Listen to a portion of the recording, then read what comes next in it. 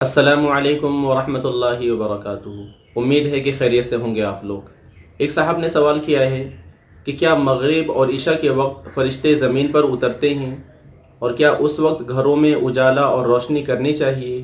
और मेरा दूसरा सवाल ये है कि आजकल औरतों और बच्चियों पर ज़ोर ज़बरदस्ती की जाती है कि आपने अज़ान के वक्त दुपट्टा लेना है, तो क्या इस बात की कोई असल है? कुरान और हदीस की रोशनी में रहनुमाई फरमाएँ।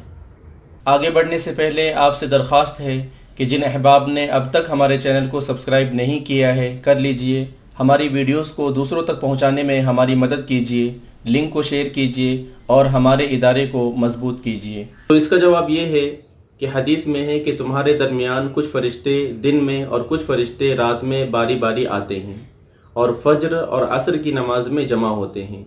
फिर रात वाले फ़रिश्ते ऊपर चले जाते हैं तो अल्लाह ताला सब कुछ जानने के बावजूद उनसे सवाल करते हैं कि तुमने मेरे बंदों को किस हाल में छोड़ा है।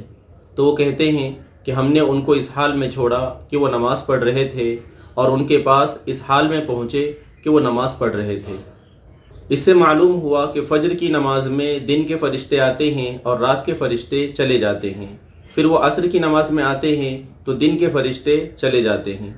इसलिए इतनी बात तो सही है कि शाम को फ़रिश्ते उतरते हैं, लेकिन फ़रिश्तों की आमद की वजह से रोशनी करना ये बात दुरुस्त नहीं है। हाँ, रोशनी की ज़रूरत हो, मसलन अंधेरा हो तो रोशनी करनी चाहिए। औरतों को आम हालात में भी सर पर दुपट्टा रखना चाहिए, क्योंकि पर्दा जहाँ तक मुमकिन हो अच्छी बात है। अज़ान का जवाब देना ये एक मुस्तहब अमल है, इसी के अदब के तकाज़े से औरतें दुपट्टा सर पर रखती हैं। बस ये आदाब आज़ान के तकाज़े से है, जो कि अच्छी बात है। उम्मीद है कि आपको ये मसला समझ में आ गया होगा इंशाअल्लाह।